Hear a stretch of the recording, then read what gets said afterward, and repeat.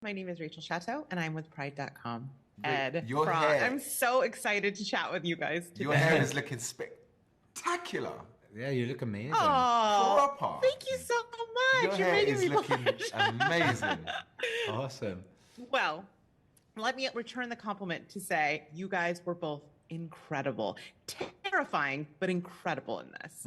Thank So, yes. So, Ed, let me start with you. In the first film, Noble has this veneer of civility and gentility, but in part two, we really see that stripped away. Yeah. I'm curious, does it present unique challenges to portray a character who has essentially become pure id? Yeah, I mean, in a way, it's no harder to play. That is just a conscious choice of a shift of energy, tone, and state of being.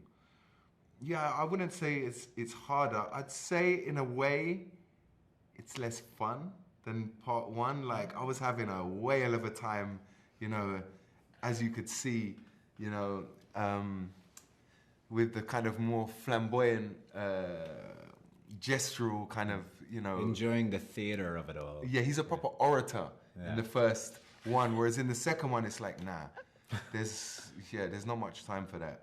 So, although I felt like the scene when I land back on Velt and I'm speaking to Cora for the first time, I was like, I allowed a little bit of of the old Noble part one to kind of creep in. But this character was just fun because there were so many different colors and stages and ranges to him. So that shift that you noticed, which I'm very grateful for, was you know, just what was necessary to kind of progress the narrative, to support the protagonists and to support the narrative as a whole, you know? Yeah, definitely. I just remember last time we talked about doing a lot of shadow work, and I was like, "Ooh, the psychology of this is really interesting." Yeah, it was it was shadow work. By the end of it, it was like, I've spent enough time in the shadows. I need to see, I need lightness. You know what I mean? It was, Well, I mean, you got to do like proper mustache twirling villainy towards the end, so that has to be kind of fun. yeah. Speaking of mustache twirling villains, Belisarius, oh boy, he is somehow darker and more cold-blooded than we even assumed in the first film. When you're playing a character like him, do you find you need to find in the humanity in him, or how do you hook into someone who is that sinister? Yeah. Well, we've been discussing quite a bit the similarities, but also the differences between Noble and Belisarius. And I think we figured out that Noble absolutely is fundamentally an evil person and wears it quite comfortably on his sleeve. But Belisarius is certainly a narcissist and a sociopath. I think he has come from more humble beginnings.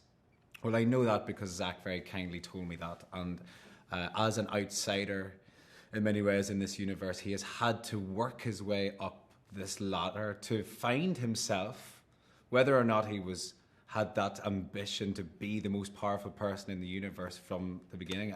I can't say for sure, but he finds himself in this unbelievable place of power. So there are elements to his story and his journey that I could certainly understand. You know, I can't say that I'm as ambitious as him. I certainly hope I'm not. Or I don't think I'm capable of doing the things that seems to be capable of doing. But you're not as ambitious, just as manipulative, evil, sinister, and all of that. Yeah. But definitely not the ambition side. Yeah. Other than that, I'm good. But you know, I could figure him out.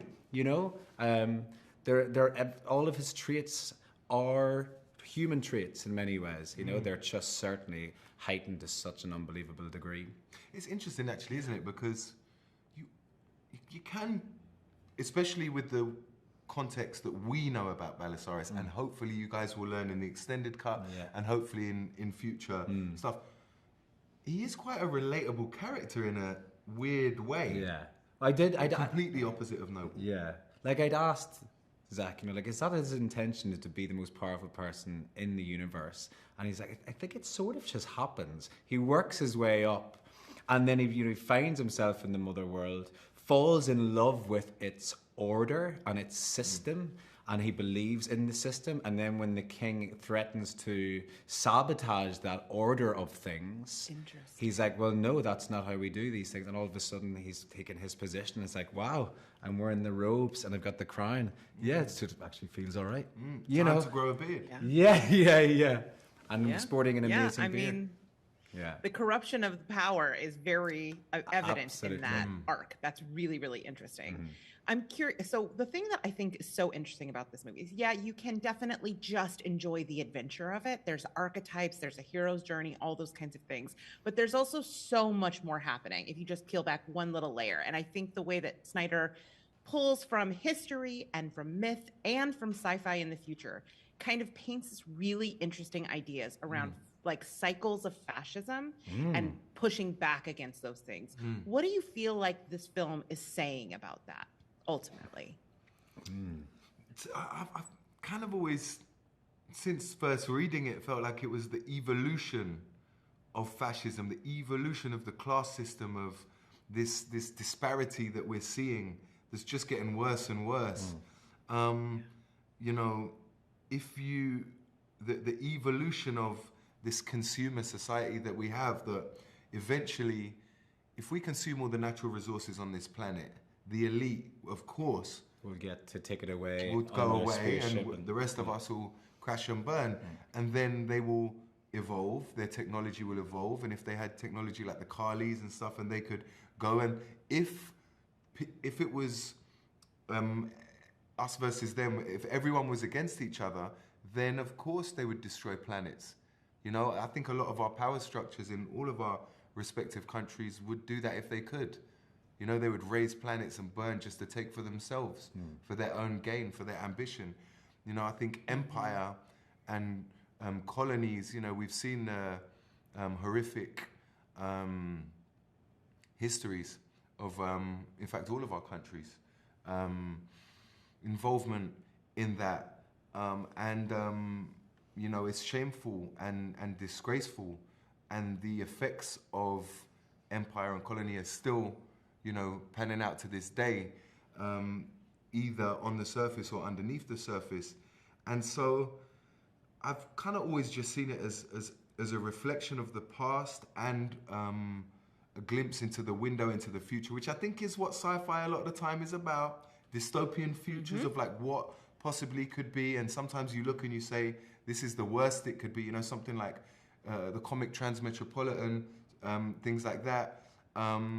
You know, obviously Blade Runner, things, you know, it's like we see these horrible futures, but it's like it kind of feels like could be a reality when we look at, when I watch the news in America and you know, and back home, the way things have been going with Brexit and all that, it kind of feels like this is like a warning to us. It's just holding up a mirror to it all. It's extraordinary, and I'm so glad that you agree that you know Zach's intention here is to sort of make us see what we're capable of, but also to make us see what is happening right now. You know. Yeah, I mean, and I think ultimately there is a thread of hope in it, which I appreciate, you know, because I can get a little existential. Thank you so much for taking the time to chat with me. This has been so much fun. I have loved watching your characters' journeys play out in this, and I can't hope, but maybe we see some of them again. Absolutely. Fingers crossed. Thank you so much, man. Cheers. Thank you so much. Bye. Have an amazing day. Thank Bye-bye. you.